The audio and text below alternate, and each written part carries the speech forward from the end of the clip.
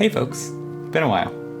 I'm still the Jordan, your coach of the Virginia Vigovolts, though we're in the off-season now, so this is a more informal video diagnosing what went well and what went not so well in my VBL-S Season 3 roster. It was up, it was down, there was a lot of fun moments in the league. I definitely felt like I learned a ton, and despite the fact this is going to be a relatively off-the-cuff video, this is probably going to be one of my most educational videos if you're trying to get better at VGC Draft League, because I thought about this team a lot, and I have a couple of clear lessons that I'm hoping to get across. First, I'll show off my base of operations. This is how I think, as scattered as it might seem. It's very color-oriented, it's very number-oriented, and I nickname all my mons. I like to grow attached and feel like I'm a coach of a squad. The names and the nicknames are right here, but if you don't get as much from text, I pasted the sprites in here. So we ended up winning just as many games as we lost. So a pretty average year, but there were weeks where we seemed dominant, and then there were weeks where we were just getting overwhelmed. And I can figure out why most of the time I got overwhelmed. And so hopefully I'll be able to get that across. I'll do a quick little item analysis here. Just know that these four, Clefable, Entei, Inteleon, and Rillaboom, they were the core of the team. They were the mons coming the most often by far, as you can see, 11 to 14 games brought, and then afterwards there were a lot of mons that were useful, but useful every few weeks, or just really, really good, like one or 2 weeks.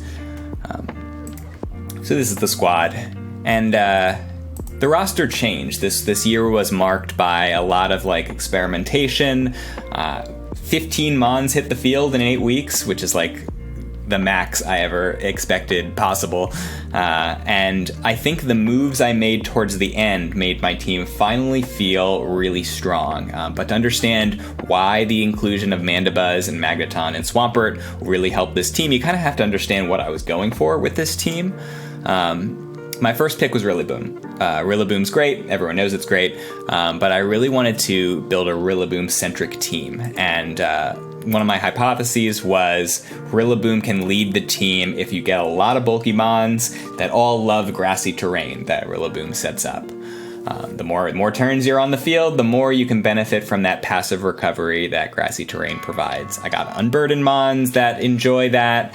I got some ground weaknesses that are negated by grassy terrain, or slightly negated. But what I realized is that Rillaboom is one of the most popular mons over the past year in the meta, not in Draft League, because Grassy Glide is so great, and to a lesser extent, Fake Out is so great.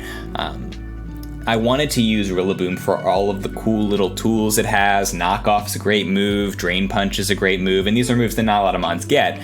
But all of those tools are not what make Rillaboom top tier and why I spent top dollar on it. The main thing is Grassy Glide, the strongest priority move in the entire game, and I felt caught between wanting to use Taunt on Rillaboom because I didn't have a lot of taunters, and wanting to just put a choice band on it. I never got to put a choice band on it because I needed Rillaboom to do a couple of things when it came, and often grass types still have a lot of bad matchups, and that's a problem in Draft League. So 3 weeks out of the regular season, Rillaboom just didn't hit the field, or wasn't even on my 6-man squad. And so Entei and Clefable were more reliable, and Inteleon came more often. So that's a concern. You don't want to put all your chips into a grass type Pokemon because grass types suck, to be honest. Rillaboom is the best among them, but one other concern is when you get Rillaboom and when you get that first off, if you want redirection, most of the redirectors are grass types, also fellow grass types that share a lot of weakness with Rillaboom, and even the other redirectors that are fairy types also share multiple weaknesses with Rillaboom. The only exceptions to that were the Clefairy and Clefable, and due to our tiering structure, as soon as I grabbed Rillaboom, I couldn't grab Clefairy. And so I basically had to immediately go for Clefable, and it was kind of a restriction on how I could draft. So I wouldn't necessarily, with the structure we had, recommend going straight for Rillaboom, but I wanted to try it. And this is the overall team composition issue that my team suffered from, was a lack of kind of immediate offensive pressure. You look at these speed tiers, and you may not have a good sense of like how fast Mons are, but I think a good benchmark is you want to have a couple of Mons significantly faster than base 100. Or priority, the prankster ability to just automatically go first most of the time. And towards the end, I only had Inteleon above base 100, and I had to lean on Inteleon to do icy winds and other things to provide speed control, and so I couldn't take advantage of Inteleon as my best special attacker that often. So that was a kind of a shame. What it affected not only was my ability to go first, which is so important in this game, but also how my opponents acted. They knew that they could just match my speed control and keep going first. Even if I was icy winding, they were max airstreaming. I lost 5 sets, and 4 of them involved max airstream, and they were like pivotal to how I lost those sets. So I kept losing because I had weaknesses, 2 fighting types and Rillaboom that were weak to flying, and the speed situation. They knew they were ahead as soon as the game started, and they just needed to stay ahead. So given that, I really prioritized picking up Tailwind. So that's what Mandibuzz did, and that's what led to one of my most dominant wins in week 8 against Carboni, where I was just going first, snarling, stone edging, and there was just absolutely nothing they could do. So I thought that bulk meant consistency. I'm a player that puts a lot of effort into Draft League, and I want to win 70% of my games. And considering all the randomness and whatnot in this game, I thought that hyper offense is just inherently too risky. If I really want to win 70% of my games, then I need bulk, because when I was drafting this team, the most popular mon around was still Tapu Fini, and that was because people didn't invest into speed in Tapu Fini. It would just win the end games with calm minds, and when you can't be killed, it doesn't really matter if you're going first or not. And so I thought that idea could apply if I had bulky mons, Rillaboom, Entei, Clefable, Scrafty, and that if I could just win, and if I had enough turns to figure out what was going on, I could make the right reads. But turns out when I was behind on the speed, I was frequently losing turns by virtue of my mons getting KO'd before they could attack, and that's a big problem. So you want to be in the position where you're stealing turns, not getting your turns stolen. So I think this composition can work of a lot of bulk, a lot of kind of pivoting, but you need the threat of hyper offense, so that they need to invest into speed so they can't invest into offense or defense, and that isn't always what my opponents felt like they needed to do. Some other things that are great about Rillaboom is just the enabling of anyone can run a Grassy Seed, and 5 of my mons did, which was really, really fun. So anyone can get that 50% defense boost, which helped out this bulky core idea. And also, I'll say, if you're in the new format in a VGC Draft League with Dynamax banned, Rillaboom might actually be a legit top tier because of how good Fake Out is, and how good and how much less good Max Airstream is, because it doesn't exist anymore. But I ran a lot of moves on Rillaboom. Mainly, I should have just been running Choice Band Grassy Glide, but I used its knockoff. I used Rain Punch, High Horsepower, U-Turn Acrobatics. Fake Out was important. Pledges were interesting one week, and then Taunt and Sword Stance were good. There were also some things I couldn't quite get around to that I think were really good options on it. I was close to adding Snarl and doing like a bulk up body press on there, but Rillaboom's good. Is it the best mon? No. As it turns out, Mr. Consistent was Entei. Entei was I brought to the most games, 14, and got by far the most KOs. It's like not even close. The challenge, one other challenge is I didn't know exactly who to Dynamax each game. I didn't have a lot of natural, fantastic Dynamax candidates, so it often became Entei. I think Entei is really good as a Dynamax candidate and fantastic as a non-Dynamax mon. So one thing I would recommend everyone get Entei, because it's got this amazing combination of offense, defense, and speed. I mean, it's just so privileged, and move pool. It's got everything going for it. I just would recommend, if you're in a Dynamax league, grab a couple of mons that really like to Dynamax, so that Entei can just use Sacred Fire and its other wonderful moves that don't just turn into generic max moves. But Entei is bulky enough that it didn't need to take the 1-hit KOs. It would get 2-hit KOs and just stick around. Snarls and Sacred Fires are really good damage reduction tools as well as good damage, particularly Sacred Fire. Stone Edge was great. I mean, Entei had the right moves to be a max candidate. It had max steel and ground moves, which up your defenses and are, in my opinion, the best max moves because they ensure you get to use all 3 of your max turns. So I also love in Draft League mons that can viably run special or physical, and so I did 2 weeks run a special Entei with Eruption, Solar Beam, and Weather Ball. Entei always attacked. That was its thing. Besides protect, every single move it ever used was an attack, and so Snarl's mainly there for the offense drops, but I ran a lot of Assault Vest because Entei's just got a lot of really valuable attacks. The only non-attack that I can think of to run on Entei would have been Will-O-Wisp, but I was happy with Sacred Fire as a source of burns most of the time. Other ideas that I was close to adding were Lava Plume for kind of spread burn damage, Shadow Ball and Scorching Sands. There were more opportunities for special Entei that I could have taken. But the other way to support Entei is just to have faster mons than Entei. Entei should not be your fastest mon because you really want to make it the super bulky attack dog that it should be. But great job, Entei. Love you. So I want to get into another kind of overall team hypothesis, is that if you have a bulky team, you can make your offense through the use of your items. And mainly weakness policy. Anyone can run a weakness policy if they can reliably survive that super effective hit, get the double damage, and then they're powerful. You know, you can have a decent attack stat that becomes huge once you double it. And did that work? Kind of. It kind of worked. 5 different mons, all here, ran the weakness policy, and sometimes it worked. Entei did a great job with weakness policy, so did Rillaboom in the playoffs. These 2 didn't get as much chance to use it because issues with my Trick Room mode, which I think I get to towards the end. And then Bronzong was the kind of experiment that almost did great, but then it died, so it didn't do great. And coaching is just such a wonderful move. Like, I don't need natural offense if I can just add 50% multipliers on top of it, which is what coaching does, and give it a 50% defense boost. And then you can devote the buffing to a useless mon or like a fast frail mon. Give me my offense and defense to a mon that's already got plenty, and then just use that. So I used Scrafty and Hitmonlee as my coachers, and the main beneficiaries were Rillaboom and Swampert at different times during the season, and it worked. Like, honestly, coaching Hitmonlee onto Swampert allowed me to KO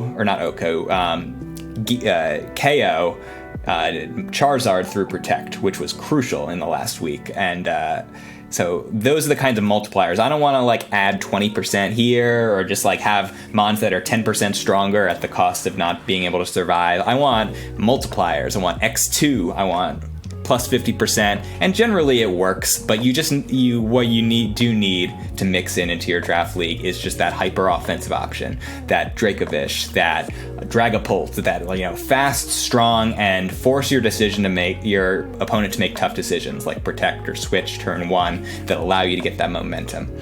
That's the main thing this team did not have.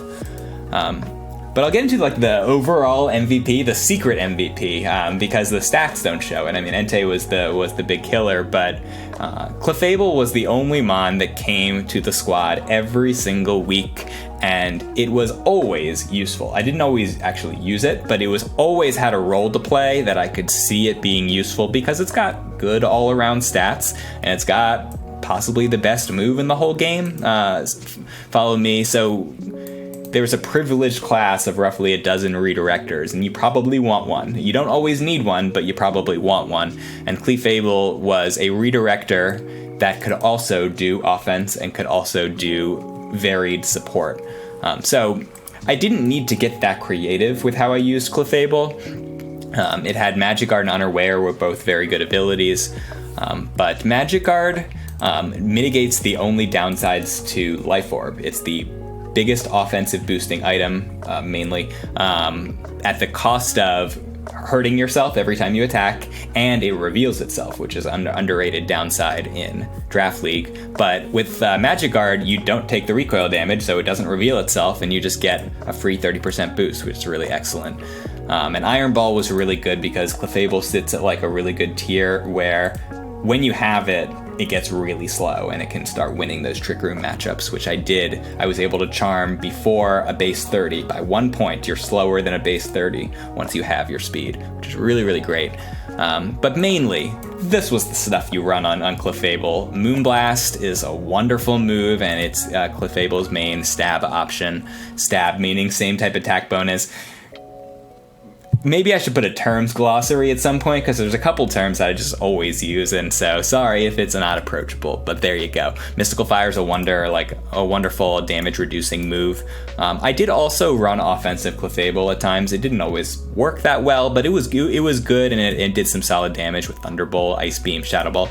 Wonderful move pool. And the support move pool was also good. So Clefable is a great compromise between different things. It's not as good at the core redirection role as Clefairy and Indeedee, but it does a little bit of everything, and that's usually what you want on a draft squad. So Helping Hand was good, Charm was great, Calm Mind, how I threatened to win an endgame against Umbreon. And then there were plenty more options. Clefable's actually got one of the largest move pools in the whole game. I was considering Icy Wind, Life Dew, and Gravity could have been cool.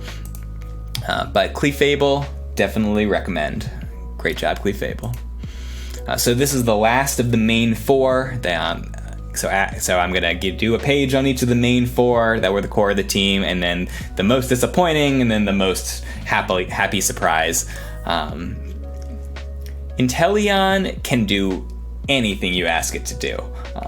It won't get to do it that many times before it's knocked out, but it has an unbelievably useful move pool, and I was so impressed with it, and I ended up picking it third after my original draft plan went to shit, because I was like, I know that I'm going to like everything that Inteleon provides. I ended up using 16 different moves on it, which, and there were a dozen more that I wanted to use, some of which are listed here, but Inteleon does offense, which with a great 125 special attack. It does speed control with Icy Wind. It can even max Airstream with Air Slash. It does damage control with Breaking Swipe, plenty of other things. It does so many different support options.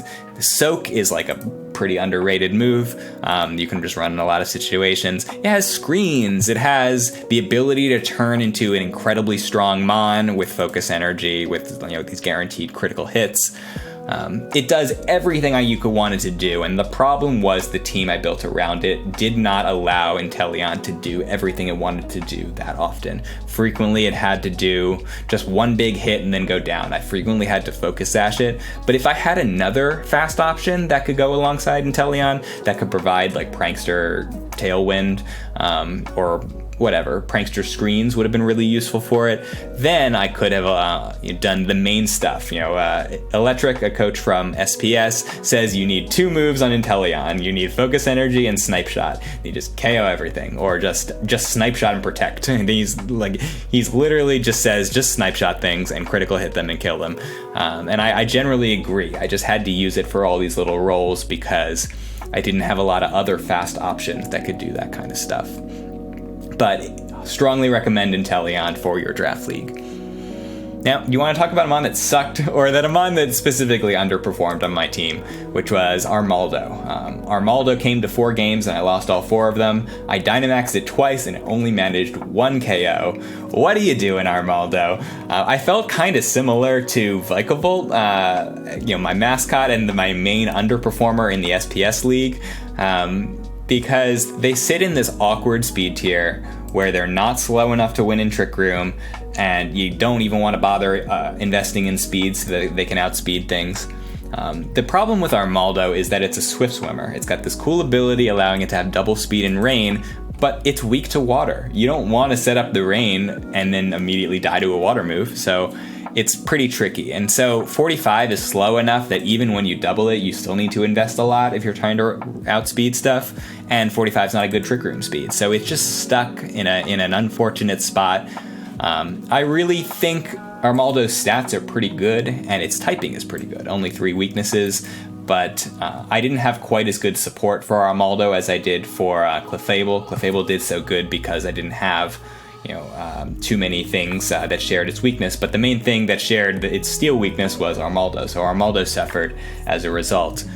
You were already running a rock move for Entei, a water move for Entei, and so Armaldo was frequently collateral damage. I mainly used it as an offensive tool, sometimes in Trick Room, sometimes in Rain, and it just attacked. That's all it did. I didn't want to use it that much after the first times I tried it, but I can definitely see Swords Dance working if you can screen up, if you can defend it better. I can see Shadow Claw being good. A max Ghost move drops their defense, which is good for a physical attacker, and theoretically could run Curse. You look at this Trick Room mode, it's a whole new topic that I could probably get into as to how much you want to invest in Trick Room. I really believe you should invest at least a little bit, at least like one really slow mon in case your opponent sets up Trick Room against you, because you're not going to always be able to stop Trick Room, and it's an important element of VGC. I thought this was a pretty good Trick Room mode. 2 sweepers, one's physical, one's special, one's physically defensive, one's special defensive. Bronzong is a really solid Trick Room setter, and it has the ability to proc a weakness policy on both of them. So Bulldoze Dragalge and Rock Tomb onto Armaldo. You Rock Tomb Armaldo and it becomes 1 point slower than all the base 30s, which is like a pretty good speed tier to get, but Bronzong isn't slower than the base 30s, so you have to wait a turn. So if I had Musharna, that was base 29, that would have been, chef's kiss.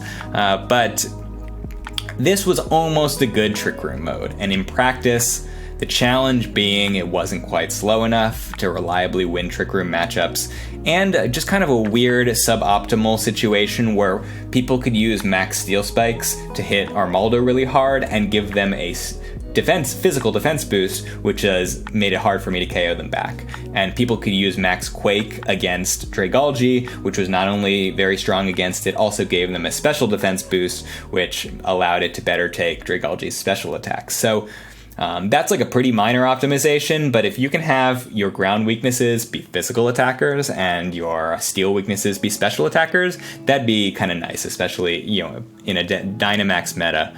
Armaldo's got good moves. He's got all the moves I really asked for it. I wanted it to have Iron Head, but instead it gets the shittier Iron Head, which is Iron Tail. But it wasn't quite the right composition, and its characteristics leave a little bit to be desired. Wouldn't necessarily recommend Armaldo unless you've got a good plan as to how to get around its weaknesses and how to keep it alive. The happiest surprise, though, Hitmonlee came to the last 3 weeks. All of the last 3 weeks, and it came to 1 week earlier. So this was a mon I invested very little into. It's pretty cheap, and it's pretty cheap on most draft boards. But it does a couple of things really well, and most importantly, it filled out my main weakness, which was immediate offensive pressure. 120 attack's good, and fighting's a good offensive type, and doubled 87 base speed is super good. It's like I got it past the Sand Rushers with their double speed. It's really, really, really solid, and to know that you have one of the fastest fake outs in the game means you win turn 1. To know that you have one of the fastest strong moves out there means that they have to play defensively sometimes. They have to make guesses, and that's what you want, or at least what you want some of the time, because you don't want them just starting hitting you with no fear because they know that you're probably playing defensively. So that's the challenge. So Hitmonlee filled that critical gap in my team, and so I used it even without Rillaboom. Rillaboom's the main thing. You trigger the Grassy Seed and it gets the double speed, but I triggered my own item by a normal gem fake out, and that worked enough. Hitmonlee did great. It's Stone Edge almost OHKO'd a Togetic. It almost OHKO's Dynamax Charizard. I think it was a roll. So it just exerted a ton of pressure with damage and with fake out and with coaching, which I think is a magnificent move, and you should probably get it on your draft league.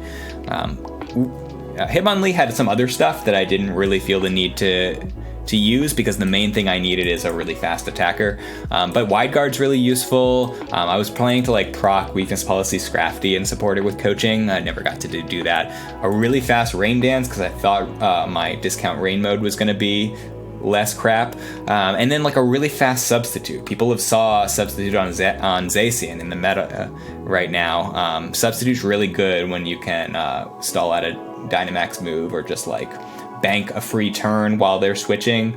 Substitute can be really good on Hitmonlee, especially because that thing is frail. Like even with the Grassy Seed defense boost, it's probably dying to a physical attack. So it's good for a short time, or it has a great time, but it does not have a long time on this field. But that's the team. And so when you understand that all of my losses came because I was getting overwhelmed by max airstreams or just like immediate offensive pressure, then you understand why I prioritized Tailwind, why Magneton was just kind of a nice spot where with a Choice Scarf, it could provide that 201 base speed Electrowebs that I used twice. And then Swampert was just another good backbone option, not necessarily filling the gaps of the team, but huge value pick. Recommend Swampert in general. Is that it? No, we should do item analysis and then back it up. So, yeah, a lot of mons came a little bit, a few mons came a lot. That's, I think, probably what you should be doing in a draft league. I used a ton of resist berries. If you can have good typings that only have a few weaknesses, you know how they're going to be hitting you. And in draft league, you can prepare. You can prepare with Shookberry, Kazibberry, Steelberry, Grassberry. Grassberry ran 3 times because I had 2 water mons. Focus Sash was really, really important on Inteleon, I think 4 different times. And then anyone could conceivably run a Focus Sash. It's probably the single best item in Draft League because sometimes you know you cannot live certain things. And if you want to make sure you can live one thing, Focus Sash does that for you. So Focus Sash on Bronzong, normally a pretty bulky mon, but I couldn't live a specific thing. Focus Sash on Heliolisk, Focus Sash on Clefable for a specific matchup. Focus Sash the only item I brought every single week. And that was true in SPS as well. I didn't get to do an end of season SPS, but this was a pretty dominant team where I didn't win every week or anything, but I never felt limited at all by my team. I thought it was one of the best teams in the league, and I always had an option.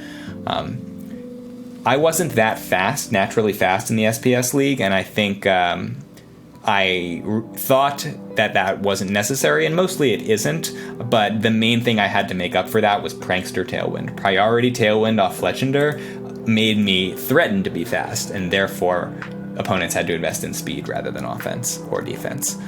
So the main thing, I didn't have Priority Tailwind. If I had that, this team would have popped off, I bet. But the kinds of items you use on your squad, there are some that are just generally great, but a lot of them are kind of situational depending on the kind of squad you have. I used Assault Vest almost every week, and I don't think it's that great. It's limiting because you can't run any non-attacks when you have an Assault Vest, but Entei used it 5 times, 5 times, and Rillaboom used it twice, and Scrafty used it once. Incredibly useful for mons who have lots of different kinds of attacks that do different things. Weakness Policy, a good item. I used it, I guess, plenty in both leagues. So you kind of have this like top tier of items that were great in both leagues, and then some items that were more situational. I didn't use Grassy Seed because I didn't have the ability to use a Grassy Seed last in an SPS, but I used it 5 times here. I didn't use Life Orb nearly as much because I wanted a bulky team, and giving up that 10% of health whenever you attack it matters a lot when you've got when it's hard to kill you in the first place. Choice Scarf, I'm using it. I used it 3 times, and I think it's going to keep going up. I think it's a really important item, getting speed, and I think I ended up using it another time in the exhibition with Braff. So if you include the exhibition with Braff with me, maybe you shouldn't, then I did win one more game than I lost. Suck it, Braff. So yeah, I used Choice Scarf and Inteleon there to outspeed Swift Swim, Ludicolo, and that was pretty good tech. And as soon as by the end of the season, I was exerting more offensive pressure because I had the Tailwind option, and then I ran a Scarf Entei, and I had the Hitmonlee as more of a factor. That's the kind of stuff you want to be doing. You want to threaten to be really fast, and also be really slow, and also be really defensive, and also be really offensive. You want to be a little bit of everything. Don't put all your eggs in one basket, is my advice for Draft League. But yeah, for your own reference, just going to put up here for a couple seconds all the items I ran. So you know the scope of the options. These are things to consider. There's a lot of items in Pokemon, but there aren't that many items. As in, eventually, you'll start to kind of have a general picture of all the viable items you could be running. So with that was the team. It was good, it was bad, it was both, and it was a lot of fun. So I thank everyone who was in the league with me, everyone who helped me with mocks, everyone who supported me when I was losing and when I was winning. I really do appreciate it. And the new season is coming in 2 weeks. I would ask you to subscribe if you have not, because there is weekly videos coming in a couple weeks. So here's a very cryptic preview. I have not done a draft plan yet for the new season. SPS is first, and so I'm going to focus on that first. But I do have an idea that I might be depending on draft order and all that, pursuing. And here it is what it is. Guess away. Thank you all. Take care. Peace.